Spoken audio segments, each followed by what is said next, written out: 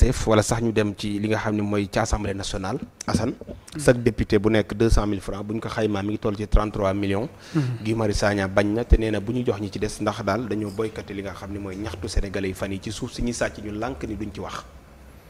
waa am na solution yi bu dee assemblée nationale Sénégal tànn leen fa teg leen fa ñu leen di fay ba pare am loo xam ne dañ leen koo tegal pour événement yi kenn ku nekk ñu jox la 200000 kon képp kuñ si jox 200000 lu la leew doom mu la yaa ko moomal sa bopp nga daal di jël. seen xaalis ba pare. ma ne ginnaaw nattal nee nañ leen lii dañ leen koy jox pour liggéey bi ngeen di liggéey si ensemble bi moom mu nee na du ko jël ndax ensemble bi di Sénégal di xaar ci ñoom defuñu ko kon du lekk xaalis boobu kon kay nañ tas ensemble bi. loolu mooy sa xalaat. waaw. ok Alaaji. waaw Guy Marius de lii la teg ci taabal ji jàpp ni daal warul mën a nekk ñuy lekk xaalis boo xam ni liggéey bi ñu yaakaar ñu koy liggéeyal askan wi matul. jërëjëf maa ngi nuyu Assane bu baax a baax sooy. waaw déedéet ma nuyuwaate man lan nga may nuyoo. Alaaji non waruma nuyu. nuyu woon na ma ba pare. daf maa nuyu woon ba pare waruma nuyu. waaw Assane ba xaar Assane. non. waaw mais xaaral. daf maa wuti nuyuwaat nuyu woon na ma ba pare. nuyu woon nga ma ba pare. nuyu woon nga ma ba pare. Allez Assane bàyyi ko ba wax. maa ngi nuyu Assane. waaw. nuyu nga ma ba pare Assane booy escroc dëgg Assane tey daf maa fajaroo. da laa fajaroo. Assane biirum assemblée bi xamu ci dara. dafa xëy fajaroo ba ñu toog di waxtaan. Assane sànni ba assemblée bi doon mel ni mbir yi joru ko. waaw assemblée ba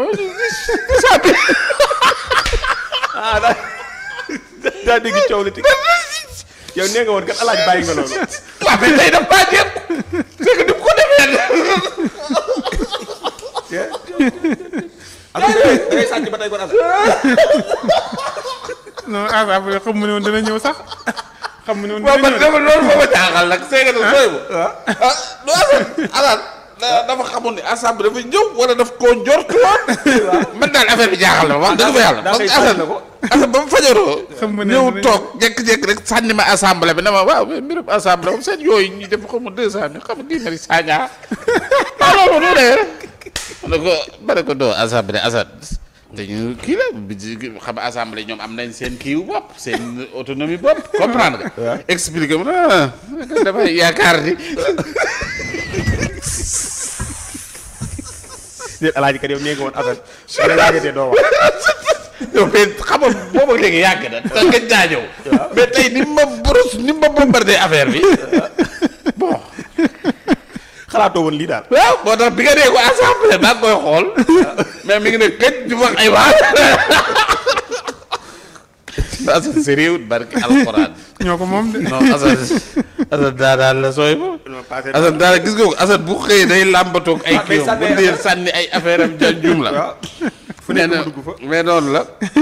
Et je veux vous montrer encore une autre arme que j'ai amenée sur le plateau et c'est très différent de plusieurs armes qui existent. Je vais vous montrer un peu et je vais vous expliquer comment est-ce que on peut manipuler cette arme. C'est facile, c'est très différent. C'est pas comme les anciennes armes. Et c'est facile à manier. Donc c'est très facile si tu fais seulement ça, tu tires. Donc c'est facile à faire. Maman, yes.